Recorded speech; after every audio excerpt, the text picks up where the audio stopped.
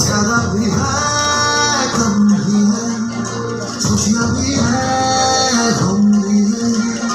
तेज थोड़ा मधुर भी है, धीरे है थोड़े बदम भी है, टूटना गम भी है, इसी तरह भी है, शब्दाल से जुदा है देखो इंडिया। नमस्ते नमस्ते नमस्ते नमस्ते इंडिया।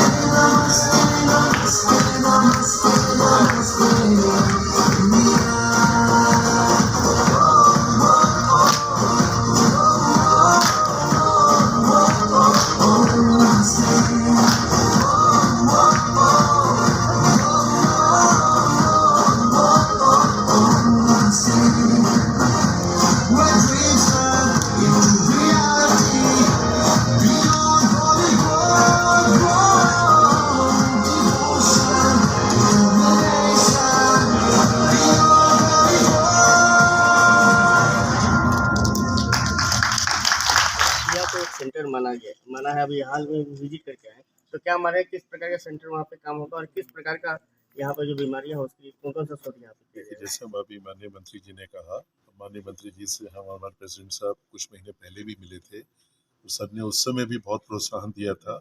और बहुत हमको आश्वासन दिया था, और सर ने आज समय दिया, उससे हम और प्रोत्साहित हैं। जैसा सर ने बताया कि कुछ विषय ऐसे हैं जिसमें अभी हम गैप मानते हैं, या तो हम उन बीमारियों को समझ नहीं पा रहे हैं, उन बीमारियों की वजह को नहीं समझ पा रहे हैं, या उनका सही उपचार की तरफ हम लोग अनुसंधान नहीं कर पा रहे हैं। तो सर्वप्रथम उन विषयों को पहचानना होगा,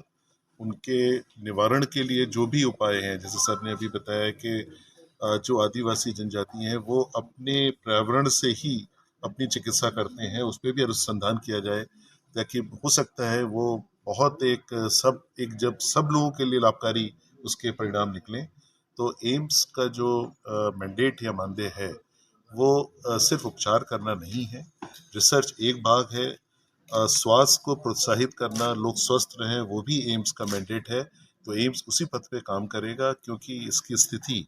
ऐसी जगह पे भारत सरकार ने एम्स की स्थापना की है सोच के कि जिस जगह आदिवासी पॉपुलेशन बहुत ज़्यादा है, तो उसमें एम्स का दायित्व बनता है कि हम पूरे एरिया को स्वस्थ रखने की कोशिश करें, और जो समुदाय जिसको अभी स्वास्थ्य लाभ नहीं मिल पा रहे हैं किन्हीं कारणों से, उनको पहचानें और उन तक स्वास्थ्य सेवाएं पहुंचाने का प्रयत्न करें। एम्स उसमें प्रयास पूरा करेगा। कितना कामयाब हो सकता? देखिए, कोशिश करने वालों की हार नहीं होती।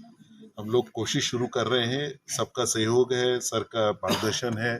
आप सबका सहयोग है, तो हम लोग पूरी उम्मीद करते हैं कि इतना पक्का है कि एम्स का जो मैंडेट है हम उसको पूर्ण करने में कोई कमी नहीं छोड़ेंगे। देवघर का, जिन्होंने इस विषय पर एक महत्वपूर्ण और बड़ा उद्देश्य को लेकर आज संवाद 2 दिवसीय सम्मेलन का समिट का आयोजन किया है ट्राइबल हेल्थ के ऊपर में। ट्राइबल हेल्थ यानी जब हम कई वर्षों का डेटा को एनालिसिस करके देखते हैं तो ट्राइबल हेल्थ में कई ऐसे पैरामीटर है जिसमें हमें चिंता में भी डालता है और आगे काम करने का अपॉर्चुनिटी भी देता है। चिंता में इसलिए डालता है क्योंकि पिछले कई वर्षों में डेटा ये कहता है कि कई ऐसे हेल्थ के पैरामीटर्स है जिस पैरामीटर्स में ट्राइबल काफ़ी पीछे हैं, चाहे वो इन्फेंट मोर्टालिटी रेट रहे या IMR, MMR, इसमें देखें सुधार हो रहा है, ऐसा नहीं है कि सुधार नहीं हो रही है। पिछले 8-9 वर्षों में तो बहुत ही ड्रास्टिकली सुधार हुआ है, लेकिन इसके बावजूद भी यदि हम देखें तो और भी काम करने की बहुत संभावना है। एनीमिया से रिलेटेड समस्या है, और अब ट्राइबल एरिया में भी वंशानुगत समस्या कुछ बहुत गंभीर समस्या के रूप में,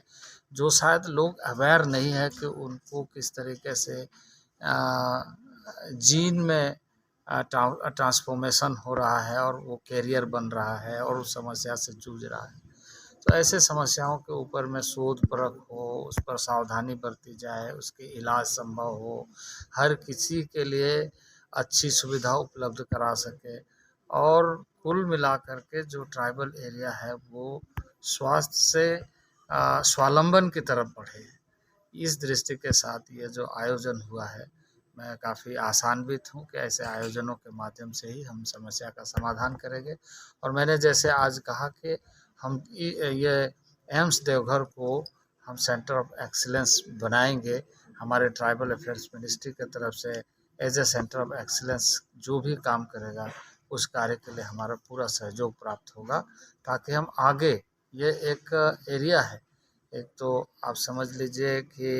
एम्स अपने आप में एक बड़ी संस्थान, शोध के लिए भी, चिकित्सा के लिए भी और शिक्षा के लिए भी मानी जाती है। तो ये इस क्षेत्र का बहुत बड़ा उपयोगी संस्थान जनता के लिए ऐसे भी है, और आगे ऐसे विशिष्ट चीज़ों के बारे में शोध करते हुए उसका समाधान कैसे ढूंढे, ताकि जो ट्राइबल एरिया है वो हेल्दी इंडिया के रूप में